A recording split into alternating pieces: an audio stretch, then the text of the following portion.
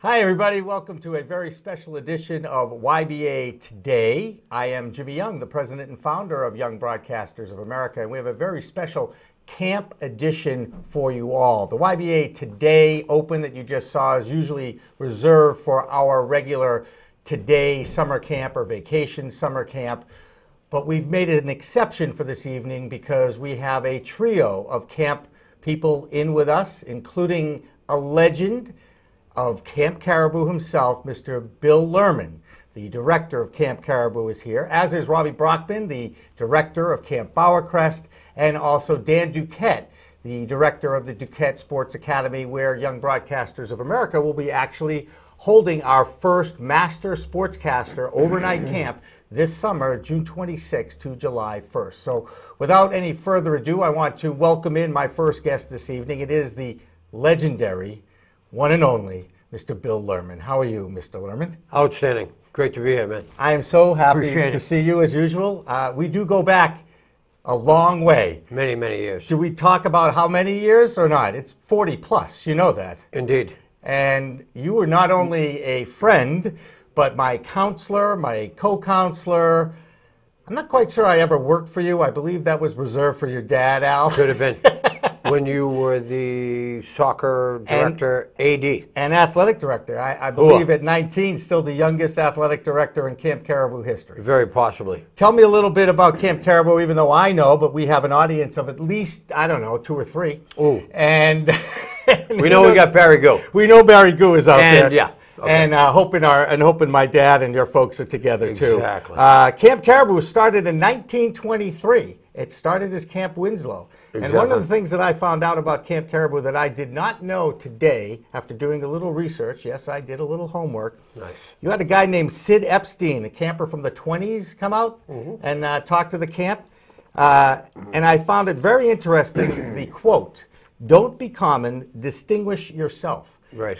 I think Said that in German. He did say that in German? Yep. Can you repeat that in? I believe my German is not that up to speed. Yeah. But something along the lines of bis gemein sein, which is loosely translated, don't be ordinary, distinguish yourself. Well, Lord knows you're looking at a Camp Caribou alum and someone who thinks anyway he's distinguished himself over the years. And you are not probably that ordinary.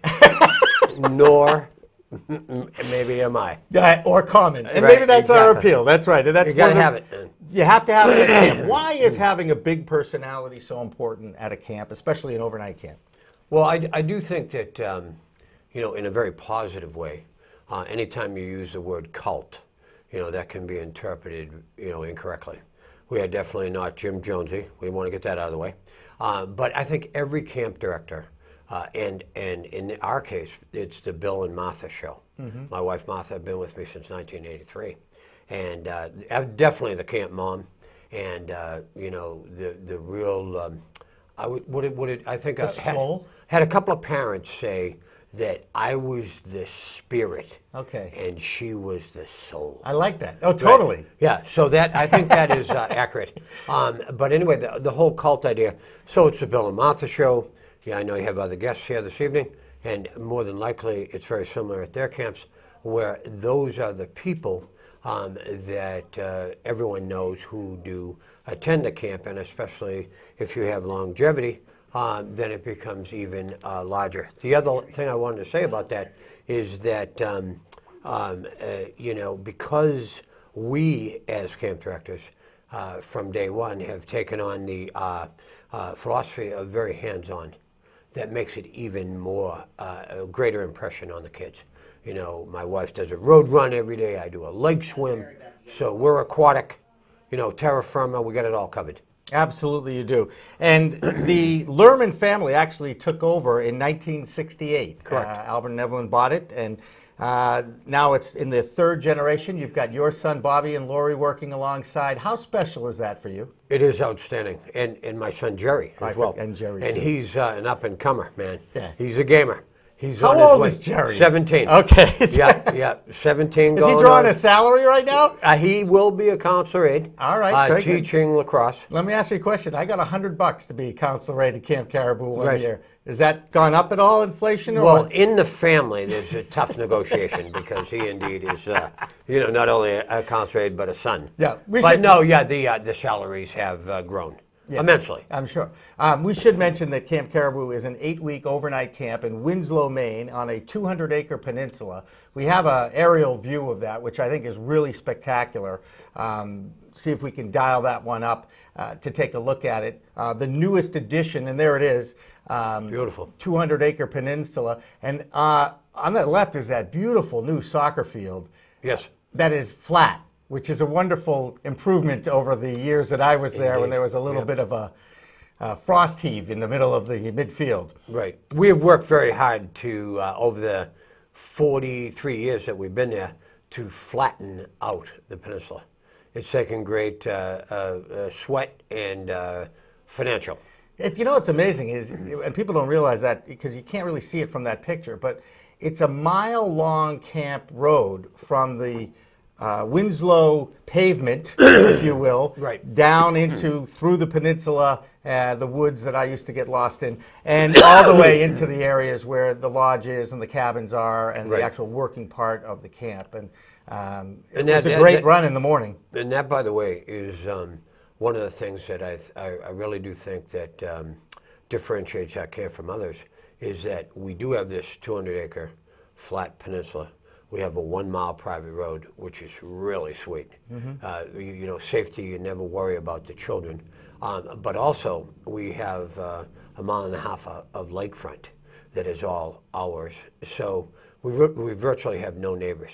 Our closest neighbor is across the lake, which is a good, mile. So we're in great shape. No public access. We love that. We love our neighbors. But it's nice, that we have a controlled group of people. Right. Very safe. Safe and secluded, and that's what the parents want these days, is to make sure that their kids are going to have a great summer and learn and grow and all that. Very spirited environment, by the way. We call it the what's next kids. Finish playing in a soccer tournament, like, okay, man, what are we doing now? And we're ready. And so we like to keep them busy. We do want to rest them, get them to bed on time, rest hour during the midday. But they are very busy kids, and they love it. The busier, the better. That's right, absolutely. And you guys have InterCamp activities, intra-camp activities. You do the color war thing now. It's a full 7 weeks. It is 7, not 8. You had mentioned earlier that it was 8. I went when it was 8. Exactly. We've lost a week over the generations. We have. It's 7, and we also offer a very popular 3.5-week option, so that you can come for either 3.5 weeks, either the first 3.5, or the second 3.5, or the full 7. And we've maintained a very strong group of 7-week campers, which is great. But it does allow for folks that are traveling, going abroad, whatever it might be, to still get that 3.5 weeks comprehensive camping experience. And another thing that's changed over the years from when I was there are the numbers, the sheer numbers. You guys are up well over 200 campers now. Back in the day, it was around 100, give or take 25 on either side of that number. Yep. Full-time work for you and Martha now, and the kids. Yep. And so a little bit different than when Albert and Evelyn ran it, when they were teachers during the year and camp directors in the summer.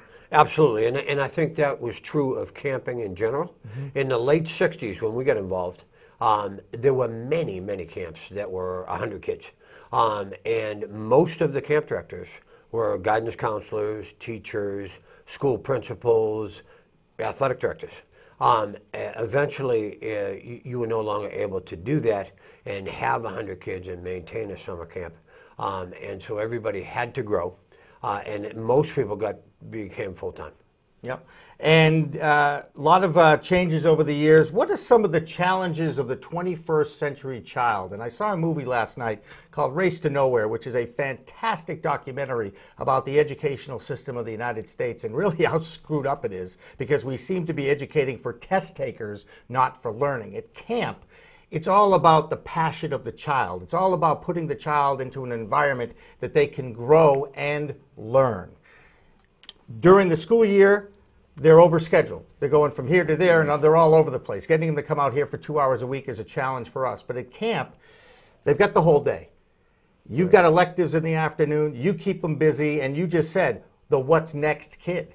Right. So what's next in the 21st century? Well, one of the things I think that is such a great thing about camp today, whether it's any of these other camps that are here, our camp, it is an environment where children can have play that is unsupervised to a certain degree.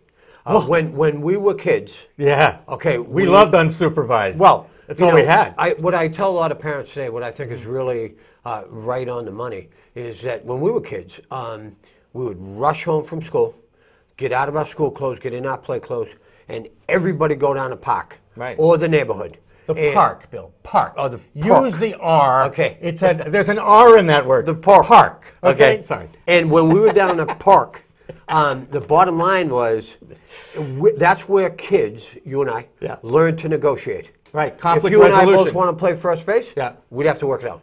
If we saw an adult in the park, we would think that that person was a little bit off kilter. Right, interesting. An unusual individual. Right. Now, when you go to the parks, you see parents ringed around the park because they're supervising their children's play. Well, camp has taken over that place.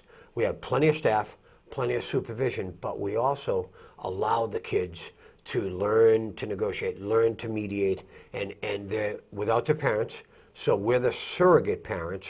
However, I think they are able to gain such tremendous independence because of our environment. So I really think there's some great authors, by the way. Michael Thompson, who is an amazing guy, writes all about boys. He's a child psychologist at, I believe, Belmont Hill. Writes some great books about boys. Raising Cain is one of them. Also, great book called Free Range Children, all about this mother in New York City about wanting to raise her kids with a certain sense of self-reliance, which is missing. Right. Oh, no, totally missing. And kids are not challenged anymore. My own children, even in the burbs, in Metro West, where the real people are, so to speak, I do want to say I've raised my kids to learn the value of work. I got them cutting wood, splitting wood. We sell wood, loading a truck. Obviously, it's not, we're not in Winslow, Maine, but indeed they get a feeling for that. So I think that's a great thing, and I think that's what camp can do. Absolutely. Now, we actually have some old photos of you and me back in the day. Okay. Yes, indeed. That your father, Albert, sent up to us. Now, granted, these are copies. Oh, here we go. These are copies of, actually, that's Barry Goo up there. I can see John Himmelstein in the foreground and Barry Gudelski. Indeed. Center right. And I think George Kaplan, both our accountants, is there on the far right. Exactly. Hopefully he won't charge us just for putting his picture up there. Beverly, Mass. Right. We now have his son at Caribou. So can we get a picture, another picture that actually has Bill? There we go. Now that's me, believe it or not, in the right in the middle of the screen. Right. I am not in that photo. You are not in that photo. That's with Paul Mariner, and he was along. There's Bill. Yeah. That's you with the hair. The hair's looking better tonight than it was then. Absolutely. Yeah. At least I got the flow going now, man. At least we both have our hair. Okay, and mine is on display too. All right. Mine is grayer than yours. I just want to say. You got to work through. Oh, look at that. There we go. And there's me with Charlie Frayden next to me, and of course I'm injured in that picture, which is very typical. It is. Isn't it typical of me being at camp being injured? That was the day. That was the end of my soccer career right there, ladies and gentlemen. That's where it all ended. Hey, that was the peak, the pinnacle, what year? Pretty much, yeah. It was 1972, I think that was. 1972, my 9th grade year going into 10th grade when I entered. Possibly in the top 10 best athletes Wait, Camp possibly. Caribou. According to who? Goldberg used to say I was the #2 athlete in We've camp. got a lot of guys since then. Oh, no. Oh, since. Oh, wait. Oh, yeah, I'm talking 70s. 70s. I'm talking, let's talk, we can't go era to era. There we go. You know what I'm saying? Right. I mean, if you were picking teams, Goldberg was first and I was second. Okay. Just for the record. And he played Division I football, okay? I did not. I only played Division III soccer, just for the record. All right. We're going to take